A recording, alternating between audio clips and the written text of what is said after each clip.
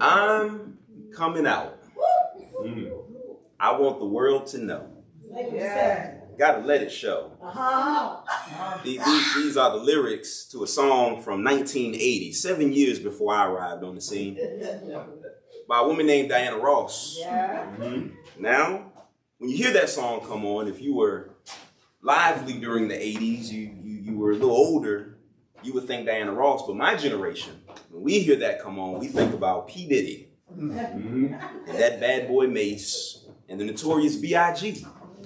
Because Diddy sampled that song for a song we now know as More Money, More Problems.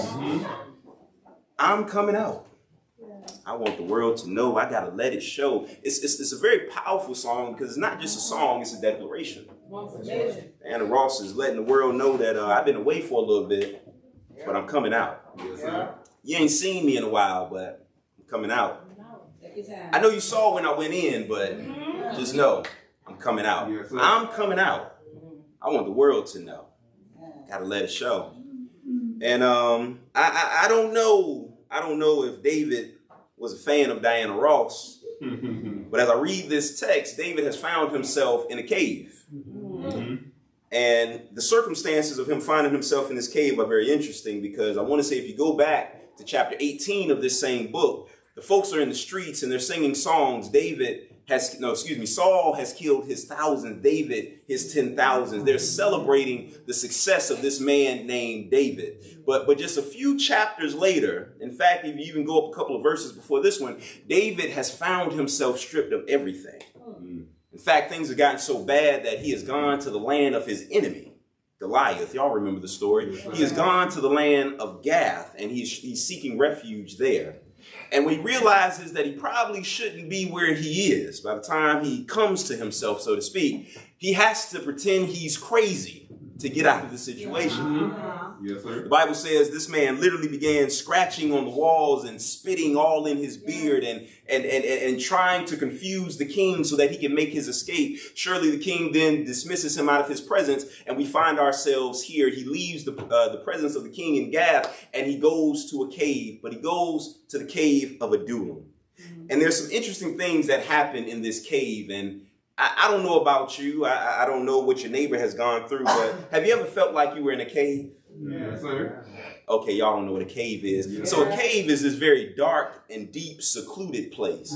Have you ever felt like life just got dark? Have you ever felt like life just got you to a place of isolation where it seemed like one moment everybody was blowing you up and the next minute won't nobody answering your phone calls, your text messages? Y'all know how y'all leave people on unread because you don't want them to know that you've seen what they sent you. So you just peep at it in the notifications because you know if you tap it, they're going to know you read it.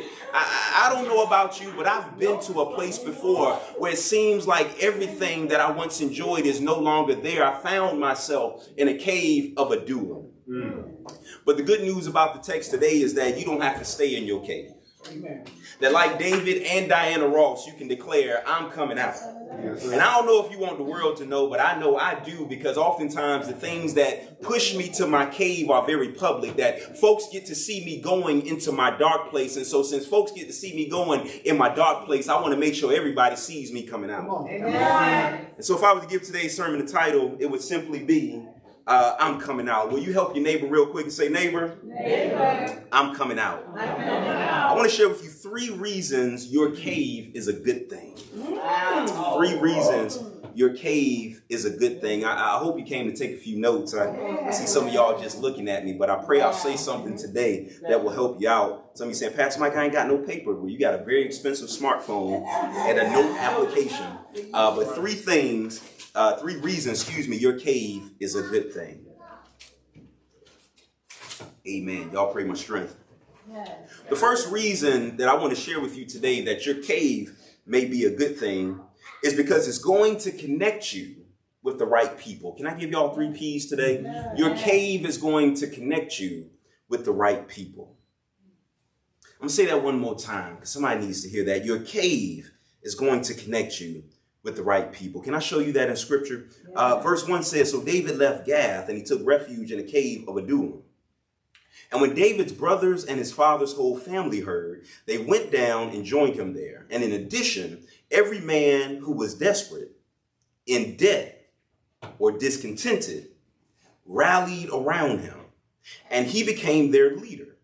About 400 men were with him. In addition, I'm going to read that again. Every man who was desperate, in debt, or discontented, rallied around this man who was in a cave. Okay.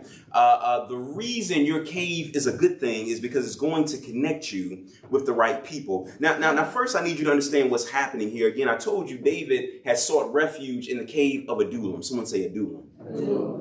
I'm going to tell you what messed me up about this. David goes to this dark and secluded place. I told you it's a good thing. He goes to this dark and deserted place, this isolated place, this place that is cold, this place where nothing is happening, this place that is devoid of life. David has gone from the pinnacle of his success, and he has now found himself in a cave. And out of all the caves that he could have found himself in, he finds himself in the cave of Adullam. I'm going to tell you why you're not shouting right now, because you don't know what Adullam means in Hebrew. And so I did a little research, and I discovered that this name Adullam means testimony. Wow. Yeah. David goes into a cave.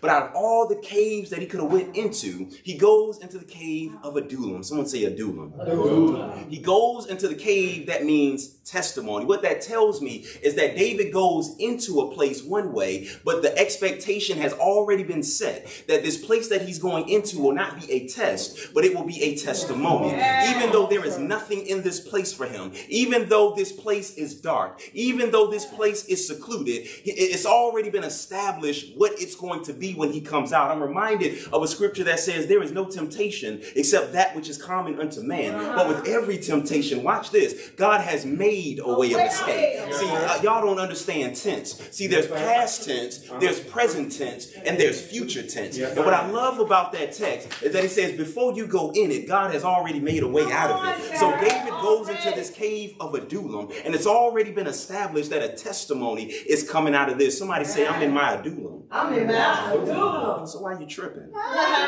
David goes into the place, but he goes into the place and the expectation has already been set that he's coming out of this place that he's gone in. But again, I told you that one of the reasons he's in this place is because God is trying to divinely connect him with the right people. David seeks refuge in this cave of Adullam, which means testimony. But then something interesting happens. The text says, don't miss this, that his brothers and his whole family show up. Yeah. Now, that doesn't seem strange to you because you don't know David's story.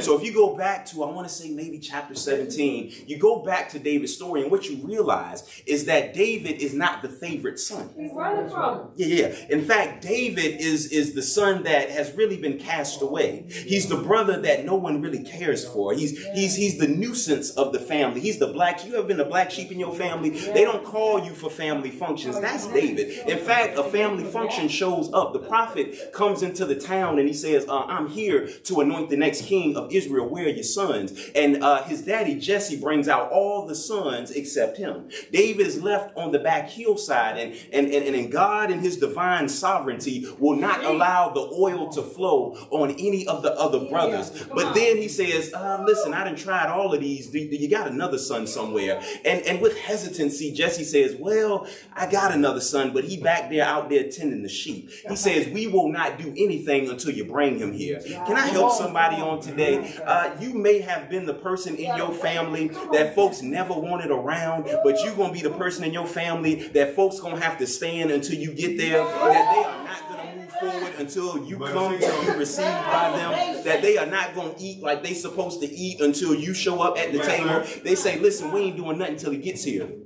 So David shows up, and sure enough, the oil begins to flow. He's the black sheep. He's the one that no one really cares about. And so what's interesting is that now that David has found himself in the cave, he's found himself in the dark place, now his family shows up. Don't miss this. David is not at the pinnacle of his success anymore. David is in a cave. And while David is in a cave, the folks who don't like him show up. That's interesting to me. Why would the folks who really had no time for him in the first place show up up when he's in the cave. Now, immediately my mind went one place, but the Holy Spirit had to check me and correct me real quick. The reason they show up now, even though they weren't showing up then, is not because they're here to laugh at him, not because they're here to make fun of him, not because they're here to kick him while he's down. But I remembered something. See, David had slayed a giant, and David had led Saul's army into the war. David had won all of these things. And now that David was in his cave, now that David was out of the picture, they realized how valuable David was. That David was fighting my battles for me. That David was taking down my giants. And I never appreciated David while he's here. You never miss a well until the well runs dry. Now that David's not here to defend me, now that David's not here to fight for me, now that David's not here to stand up for me, I realize how valuable David is.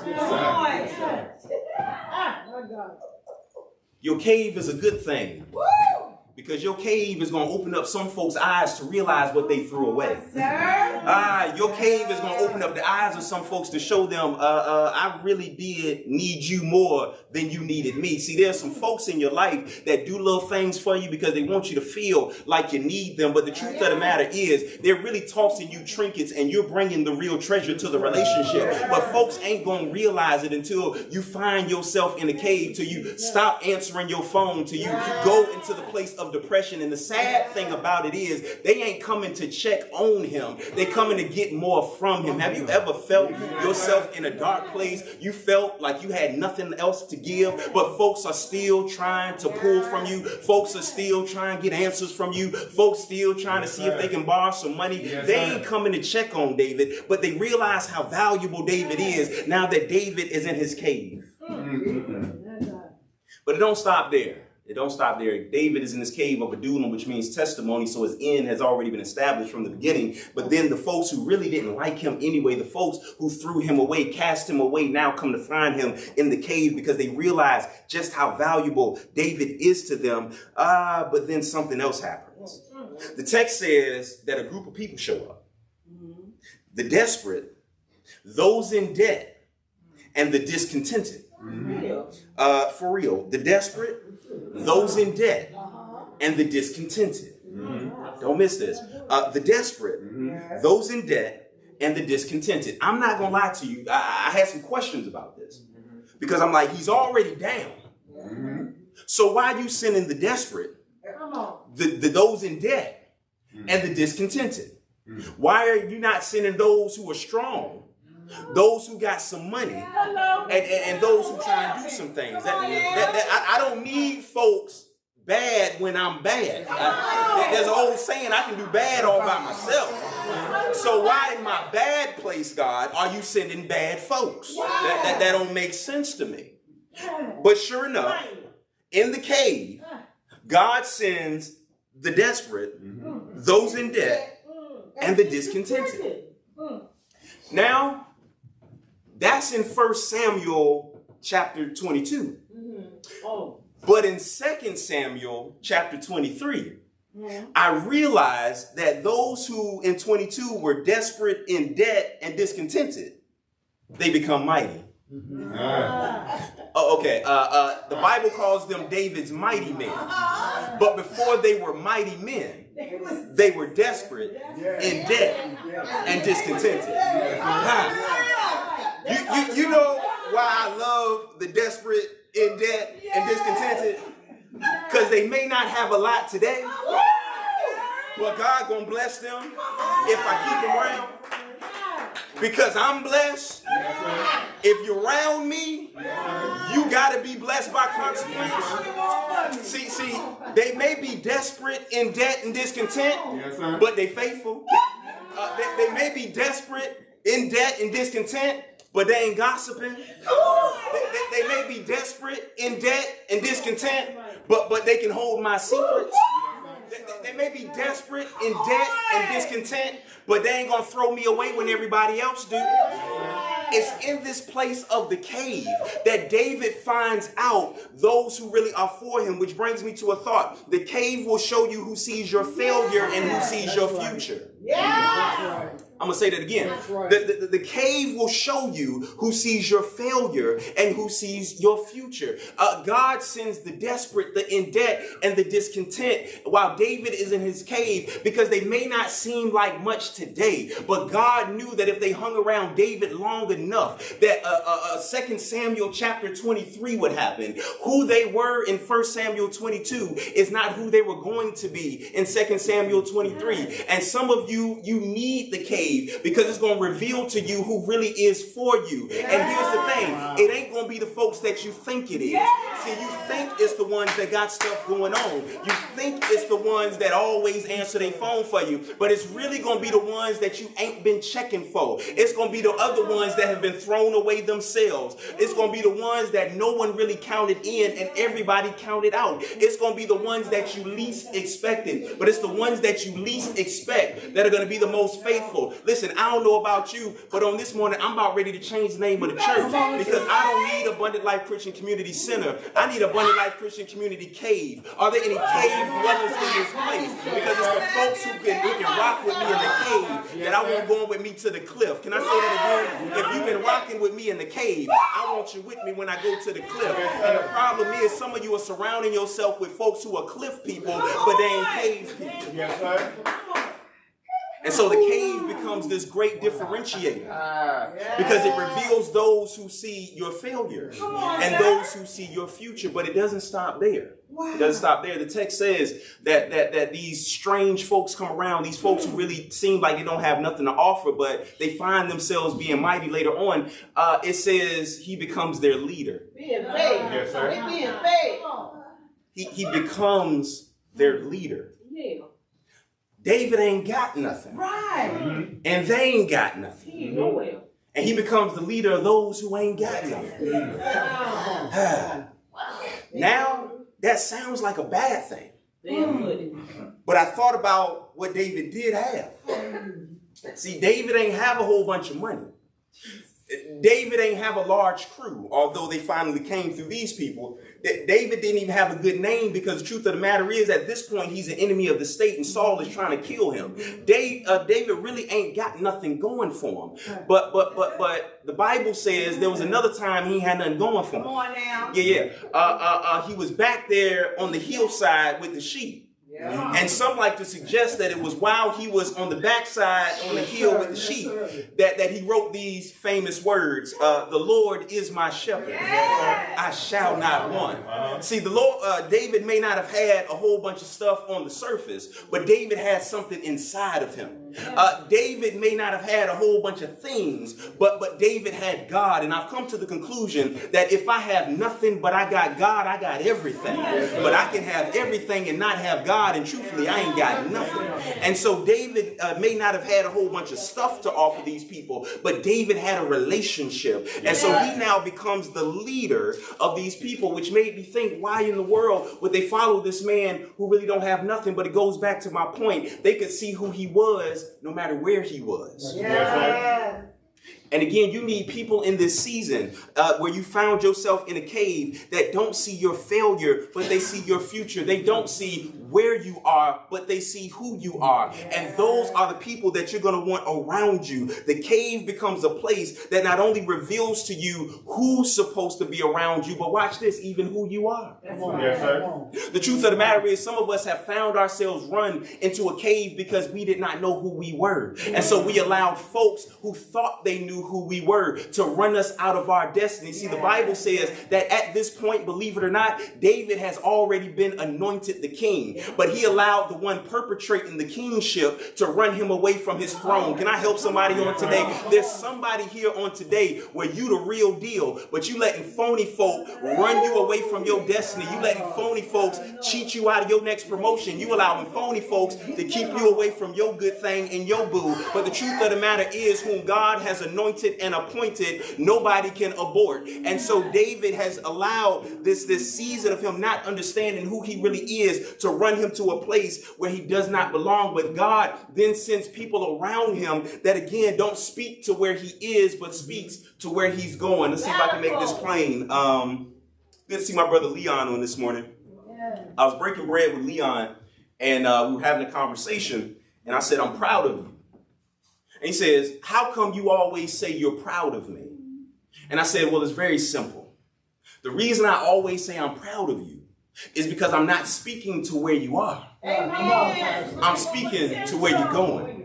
See, here's the problem. The reason Leon was raising this question is because in his mind, he said, I ain't got nothing going on. In his mind, he said, I ain't really working on nothing. In his mind, he said, I ain't really producing nothing. And I had to remind him, Leon, I know you're not doing nothing now. I know things aren't working in your favor now. I know you've made some mistakes right now, but I'm not here to speak to where you are now. I'm here to speak to where you're going. See, the truth of the matter is the world is filled with people who want to remind you of where you are now.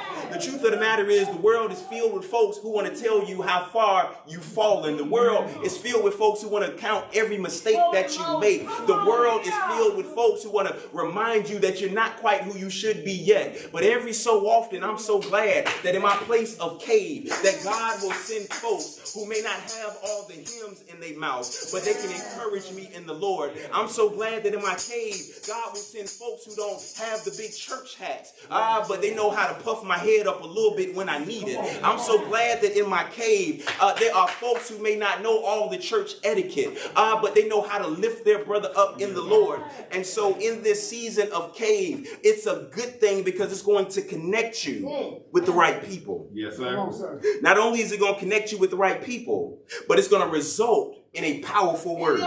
It's going to result in a powerful word.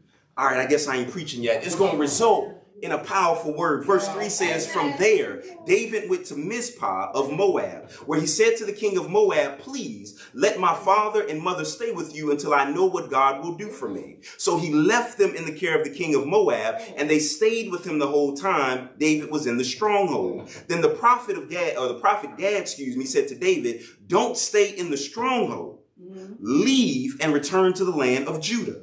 And so David left and went to the forest of Hereth. Okay, what's happening here? The text says that David goes to Mizpah of Moab. Now, why is he going here? He's just come out of the cave and he goes to Mizpah of Moab. Now, if you know a little Bible history, you understand that David comes from a certain line of people. One of those people being Ruth. Ruth, of course, Moab. And so he's taking his family to a place where they can be safe because, again, he's the enemy of the state. And the problem with when you have an enemy, it ain't just your enemy. Your enemy starts to target your family. See, this is why when the devil gets busy in your life, he don't just stay in your life. I've come to the conclusion that the devil can't really do too much to me. And so since the devil know he can't do too much to me, he'll start messing around with my mama, or he'll start messing around with some of the saints because he knows that I love y'all. And so when he can't get you, he'll try to get what's close to you. And so David takes his people out of Jerusalem and he takes them to Moab and he says, listen, let my folk chill here for a little bit. I got some unfinished business to take care of. Now, in the midst of that, he finds himself getting a word from the prophet, and don't miss this. The prophet tells him, don't stay in the stronghold, leave and return to the land of Judah. Let's break this down. So again, the first things first, it says he goes to Mizpah. Now y'all know I'm an etymology man. I love to know what names mean. And I discovered that Mizpah means a watchtower. Okay. Mizpah means watchtower. He has just come out of a cave. Right. And now he's in a watchtower. Right. Okay, y'all don't know what a watchtower is. He has just come from a dark, deep, low place. But now he's in a high, well-lit place. Okay, he's been in a place where he could see nothing, but now he's in a place where he's on top and can see everything. Which brings me to the conclusion that when you leave your cave, don't just come out, come up. When you come out of your cave, don't just come out, come up. Can I tell you why you keep finding yourself in caves? Because you walk right out of the cave, but you don't walk up away from the danger that's trying to pull you back into the cave. David comes to the conclusion that when I come out, I can't just come out, I gotta come up. I have to get away from the things that were in the cave that will bring me back to the cave. I gotta get away from this low place and get to a high place. I gotta come out of this dark place and I gotta walk into the light. He comes out of the cave of Adullam and he finds himself in Mizpah, but then he has this encounter with Gad. He has this encounter with Gad, and Gad is a bad man. Gad, the prophet, tells David, listen, you got to leave the stronghold and go to Judah. Can I break this down? First of all, again, I love etymology. And so I looked up what Gad's name meant. And I discovered that Gad's name means troop. Sip my hot tea. Troop. T-R-O-O-P. Troop, as in army. So David is approached by a prophet whose name means troop. I caught the revelation there that you don't need a whole lot of people. You just need a Gad. See, I'd rather have one person with a word than 1,000 people who all they got is worries. He goes to one man. Now, he got 400 with him, but again, they ain't mighty men yet. They're desperate, in debt, and discontent. So he has a troop behind him, but it's the troop that's in front of him, the troop of one, that gives him all the strength that he needs. I don't know about you, but you need to go through your phone and find out who your Gad is. Because the truth of the matter is, most of us got folks taking up space in our phone that really ain't offering nothing. Yes, sir. And so he comes out of the cave and he finds this man named Gad, whose name means truth, because the truth of the matter is what's in his mouth is about to give him all the power that he needs to get him to that next place. And so Gad comes to him and he says, David, you got to leave the stronghold and go to Judah. You got to leave the stronghold and go to Judah. You got to leave the stronghold and go to Judah. Now, that word stronghold means fortified place. Now, why would David leave the cave and go to a fortified place? Well, the fortified place was familiar. See, if you know anything about David, you know David is a soldier. And so it was his first inclination when he comes out of the cave that I have to go to a fortified place. Now, here's the thing. A fortified place is safe. But in a fortified place, you're stuck. Oh, I'm going to say that again. A fortified place may be safe, but in a fortified place, you're stuck. And so he comes out of the cave and he walks right into a stuck place. Most of us, we come to church on Sunday and we hear words like this: I'm coming out, I'm coming out, I'm coming out of my cave. And you come out of your cave, but the problem is you come out of your cave and you walk into something familiar. And the truth of the matter is what's familiar may be safe, but what's safe is keeping you stuck. And some of you are wondering, God, I came out of my cave. Why am I not moving forward? And the truth of the matter is you ain't moving forward because when you came out, you didn't come up. And not only when you came out, you didn't come up, you came out and you went to something familiar because familiar felt comfortable and familiar felt safe. But the truth of the matter is safety can keep you stuck. And God is calling some of us to some risky stuff. But the truth of the matter is we are not moving in it because there is safety. And in their safety, there is stuckness. David comes to this familiar place, but then God sends a word. And the word is you got to leave the stronghold and go to somewhere safe. And isn't that sad? That we would find safety in something that keeps us stuck. Some of us find safety in our insecurities. Some of us find safety in toxic relationships. Some of us find safety in unhealthy places. But we'd rather be in this safe place and be stuck than to walk into all that God has for us. But he says, you got to leave this stronghold. And you got to go to Judah. Now, why Judah? Out of all the places, why do I have to leave my stronghold and go to Judah? Well, again, I'm a man of etymology. I love name meanings. And if you know a little something about the tribe of Judah, that name means something. I don't know if you know what the name means, because if you knew what the name means, you would probably be doing what the name means. See, the name Judah actually means praise. And so he says, you have to leave the stronghold and go to praise. I said, why I got to leave the stronghold and go to the place of praise? And this is the thought that God gave me. Stop seeking shelter in your stronghold. True protection is found in your praise. Stop seeking shelter in your strongholds, because true protection is found in your praise. The prophet comes with the word and says, listen, I know that you are used to being in this familiar place. I know this is what used to bring you comfort. I know this is what used to bring you safety. But in this season, you got to walk away from what feels familiar. You got to walk away from what makes you comfortable, because the true thing that's going to protect you is your praise. I don't know if you've ever been there, but there have been some times in my life life, where it seemed like all the safety nets that I once had were gone, where all the phone a friends are gone. I can't phone a favor in with nobody. I couldn't borrow no more money, but I came to church on a Sunday morning and I began to lift up my hands to God, and I began to open up my mouth to the Most High God. I began to bless the Lord at all times, and his praise was continually in my mouth. And next thing I know, my soul began to make her boast in the Lord, and the humble thereof heard and were glad. And I decided, oh, magnify the Lord with me and let us exalt his name together. And my praise started to go before me, and my praise is what kept me in my right mind. My praise kept me going forward when I wanted to stop. My praise is what protected me. And so the word that the prophet gives is that stop seeking safety in stuff that keeps you stuck.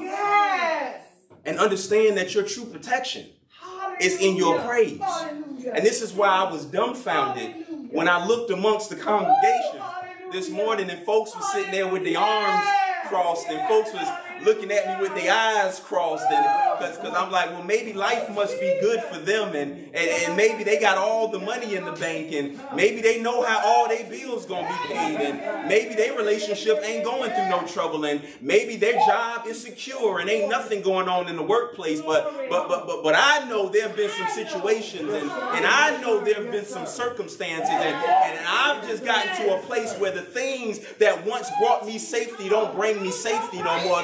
The things that I once found solitude in don't bring me solitude no more. But when I lift up my hands and I lift up my eyes unto the hills from which cometh my help, understanding that all my help comes from the Lord, I begin to give God praise. The seasoned saints say it this way: when I look back over my life and see how far he's brought me from, my soul cries out, hallelujah. I thank God for saving me. He says your protection will be in your praise. I was watching a Charlie Brown Christmas. Don't judge me. I was watching a Charlie Brown Christmas, and there's a scene that you probably never paid attention to. In a Charlie Brown Christmas, Linus is reciting, I believe it's Luke, the book of Luke.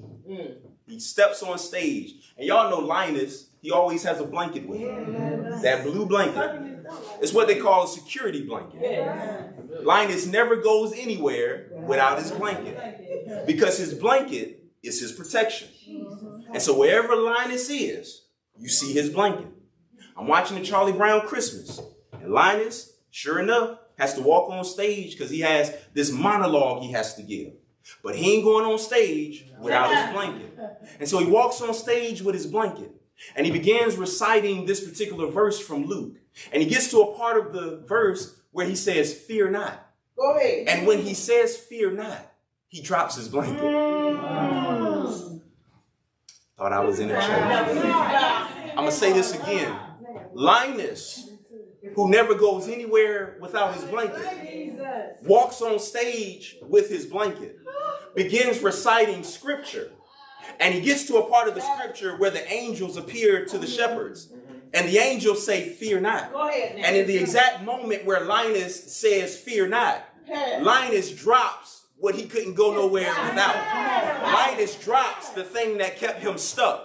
Linus drops the thing that he thought was protecting him. Linus drops the thing that brought him comfort. Linus drops the thing he had put his faith in, because when he began to recite the word of the Lord and he heard "fear not," in other words, I have no reason. The Lord is my rock in my salvation. Whom shall I fear? Of whom shall I be afraid? He hears "fear not." It comes out of his mouth, and he drops what he never thought he could drop. Can I help somebody on today? There are some of you who have been carrying your beds for a long, your beds have been carrying you for a long time, to the point that you switched and now you're carrying your bed. But in this season, God is saying, I allowed you to get into the cave, and I'm allowing you to come out. But when you're coming out, you're not going out with the very thing you went in with, but you're coming out and you're letting that thing go. Yes, Lord. Thank you, Jesus. Linus does what we've never seen him do before. And we get one of the most profound theological truths from a child's cartoon. that what I started with ain't what I gotta finish with. That's right. That no matter how long I've had it, I don't have to have it anymore. And there's some of you who have been told certain things that you always gonna struggle with this, that everybody in your family struggled with that, and it runs in your family. That's what we say. It runs in your family. But I've adopted the truth that I'm the branch on my family tree that will bear new fruit. That just because it ran through my uncles, just because it ran through my daddy, don't mean it's gonna run through me. So the reason your cave is a good thing is because it's going to result in a powerful word. Not only that, and this might sound like bad news at first, but it's going to release you back to the same problem. I know it sounds like a contradiction. I know it sounds like a contradiction, but the cave is a good thing because it's going to release you back to the same problem. The text says, Saul heard that David and his men had been discovered. And at that time, Saul was in Gibeah, sitting under a tamarisk tree at the high place. His spear was in his hand, and all of his servants were standing around him. And Saul said to his servants, listen, men of Benjamin, is Jesse's son going to give all of you fields and vineyards? He's trying to bribe his brothers now. Do you think he'll make all of you commanders of thousands and commanders of hundreds? That's why all of you have conspired against me. Nobody tells me when my own son makes a covenant with Jesse's son. He's talking about Jonathan. None of you cares about me or tells me that my son has stirred up my own servant to wait in ambush for me, as is the case today. And then it's always one, a brother by the name of Doeg, the Edomite, who was in charge of Saul's servants, answered, I saw Jesse's son come to Ahimelech, the son of Ahitub, at Nob. So David has been run into the cave.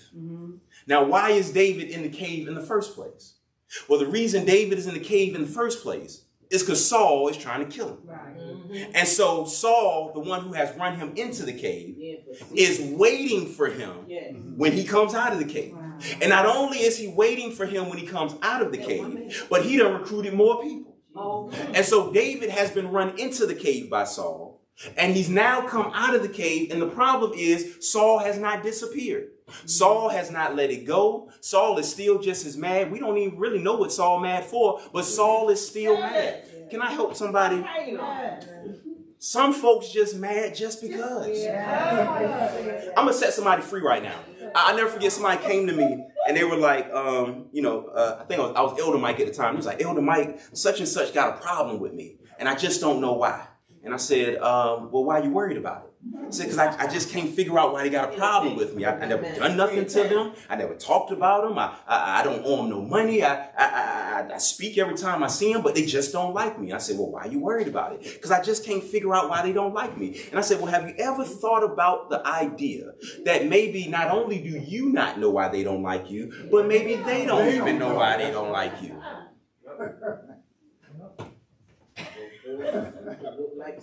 Watch this.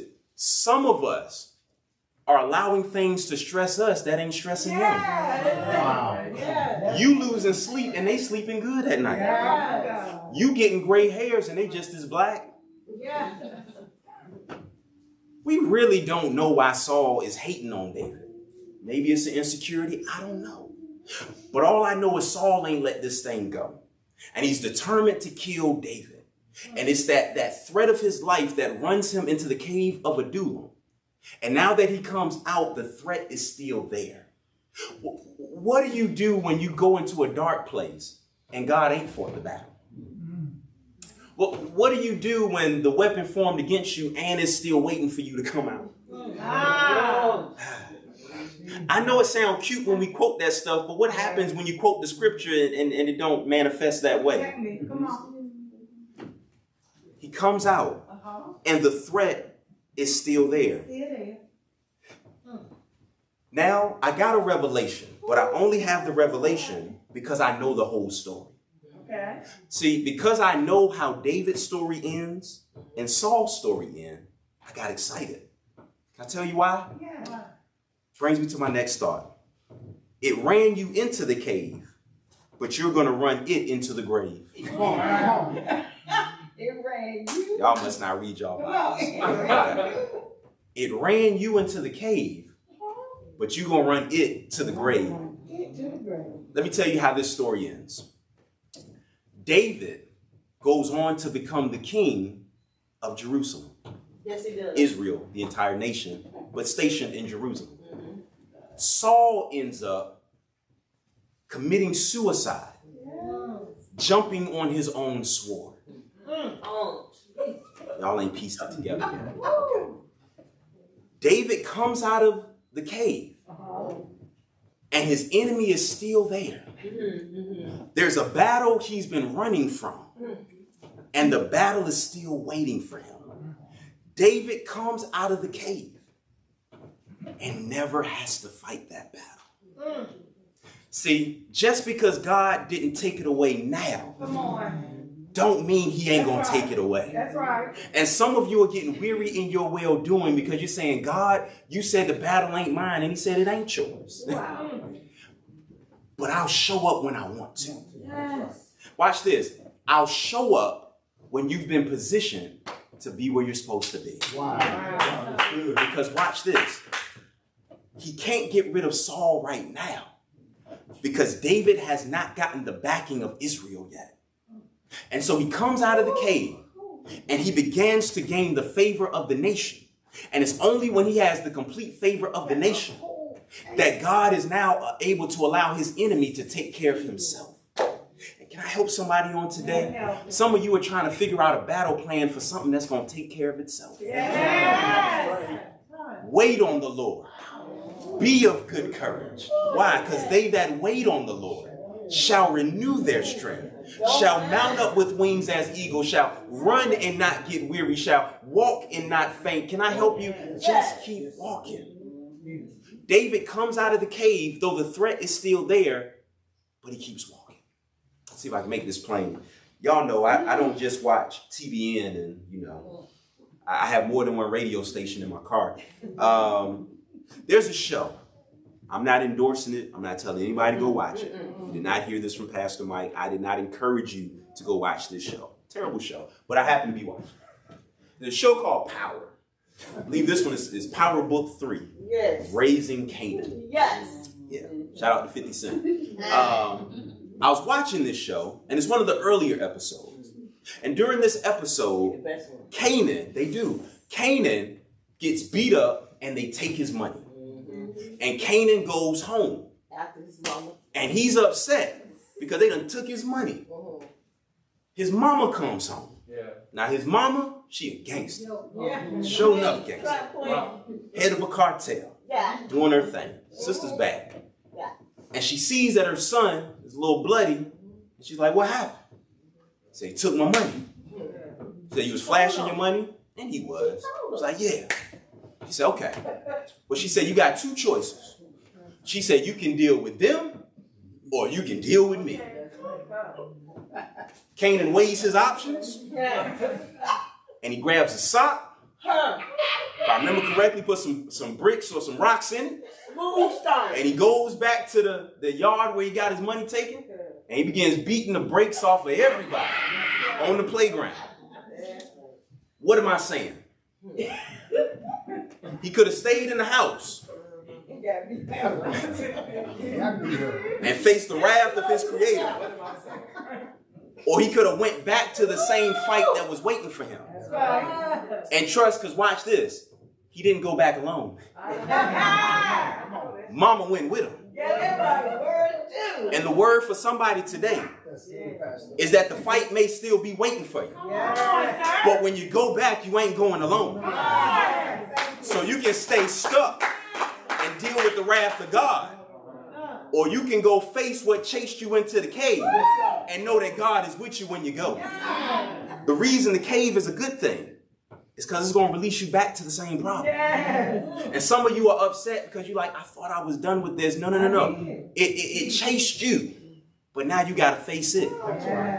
Because even though it chased you to the cave, you're going to run it into the grave. Like a good spades hand, I got one more. I got a possible. Not only is the cave a good thing because it's going to connect you with the right people, but it's a good thing because it's going to result in a powerful word. And it's a good thing because it's going to release you back to the same problem. But last but not least, it's going to release you better prepared. It's going to release you better prepared. That's the last P, better prepared. It's going to release you better prepared. Where am I getting this from? In verse 10, it says, Ahimelech inquired of the Lord for David and gave him provisions, but he didn't stop there. The text says he also gave him the sword of Goliath the Philistine. Now, I can tell y'all don't read y'all Bibles, because that was a shoutable moment. Yes, it is. So let me help you out since you don't read your Bibles. Goliath is a giant. He's a giant that David meets at the top of his story.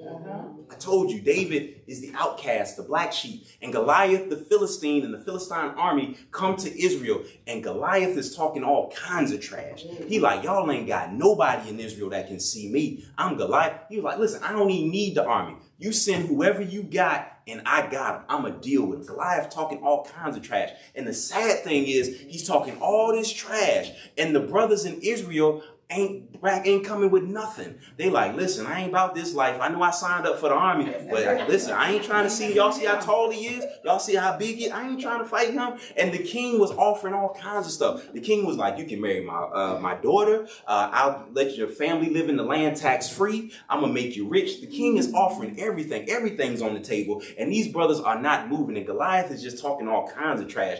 And then this scraggly little brother named David shows up. And he sees Goliath talking all this trash. And he's a boy amongst men. And the men hear all this trash talking and become boys. But the boy hears this trash talking and becomes a man. He hears the trash talking and says, listen, this uncircumcised Philistine, that was a cuss word back in the day. This uncircumcised Philistine ain't about to come in my hometown talking about my God like my God ain't God. He was like, listen, y'all make some room. I'm about to go handle this giant. And sure enough, Saul tries to put his armor on him. He tries to put his armor on him. I'm not going to lie to you. That used to bother me when I read it, because why is Saul trying to put his armor on David? That didn't make sense to me, because the text says when David tries to put on the armor, it's too big for him. It's not cut for him, and he can't move like he wants to move. And so I was like, why is Saul trying to put his armor on him? And I realized the type of person Saul is, and some of y'all got some Sauls in your life. He figured that if he put his armor on David, then it would look like he won the battle. And there's some folks that's trying to dress you in this season because they know where you're going. And so if they dress you, they're trying to get some of the credit. But what I love about David is saying, don't nobody get this credit but my God. I'm not letting you dress me in nothing. Because when I come out of this thing, all y'all gonna say is to God be the glory. It won't be because of Saul. It won't be because of Paul. To God be the glory. He's talking all this trash. All the things. And David comes with some trash talking himself. Now here's the dilemma though. Goliath has a huge shield. Yeah. And Goliath has a huge sword. David shows up with a slingshot. Yes. Goliath is like 12 feet tall, has a shield, a sword. David is short, and he got a slingshot. Text says, he goes to the river, finds 5 smooth stones. I'm a fan of biblical numerology. Yeah. Number 5 is the number of grace. So all my man David had was a slingshot and God's grace. But I've come to the conclusion that when you got God's grace, don't matter what's in your other hand, you got a good hand.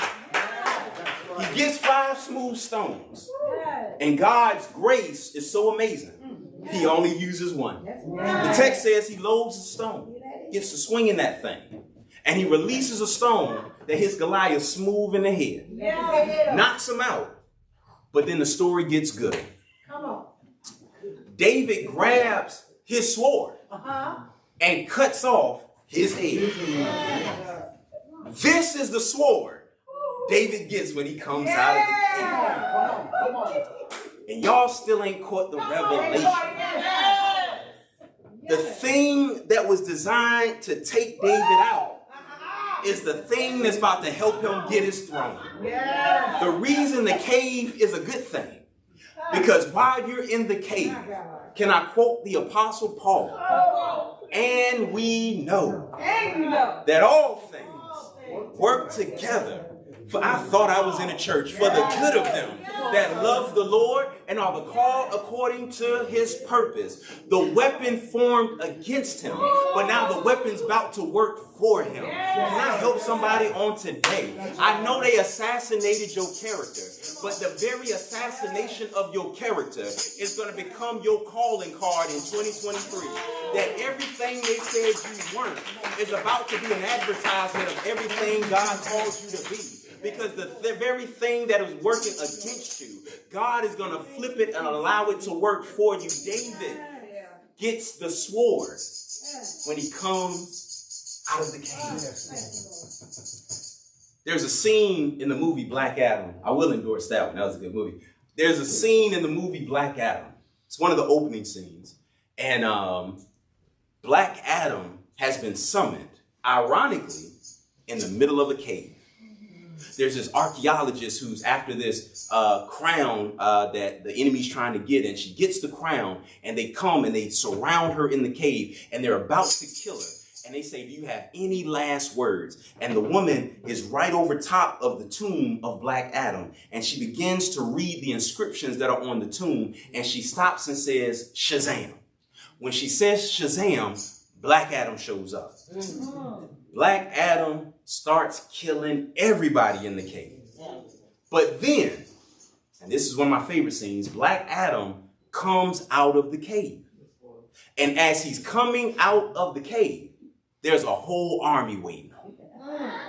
They got helicopters, they got planes, they got tanks, they got machine guns, and they got hand grenades. Every weapon you can think of is waiting on Black Adam as he floats out of the cave.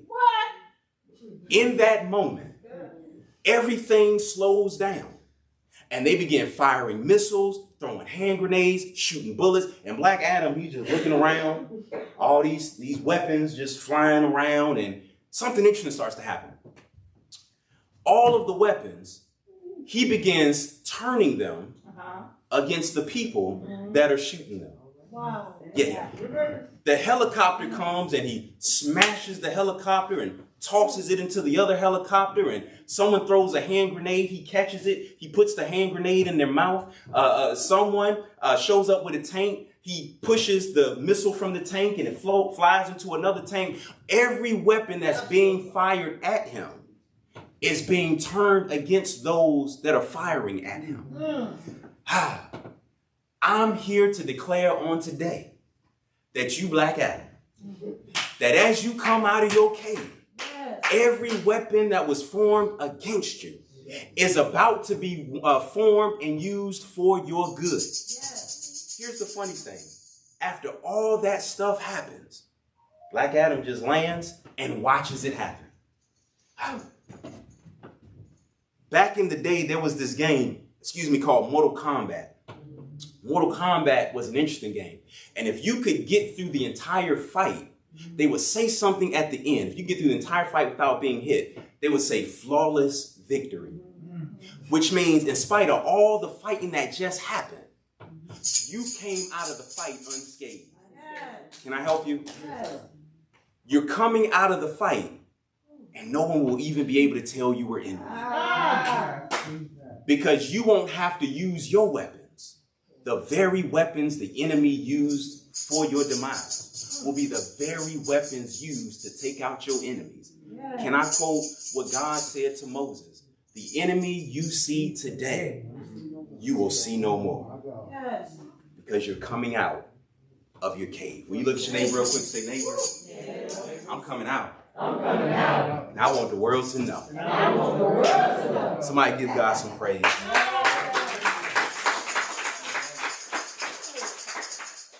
The reason your cave is a good thing is because it's going to connect you to the right people. For some of us, the cave is the best thing that could have ever happened to us because it showed us who's focused on our failures and showed us who can actually see our future. And I don't know about you, but in this next season, I don't need nobody pointing out my flaws. I need those who can see my future.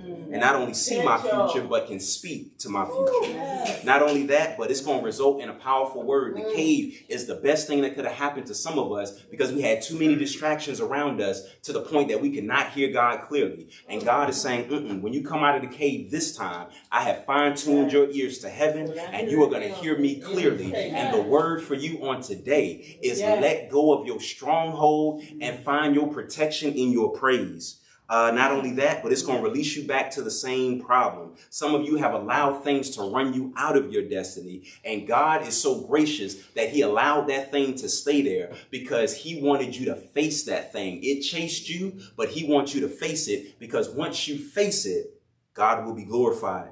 And again, it's going to release you better prepared. The weapon may have formed, but it cannot prosper. Watch this, against you.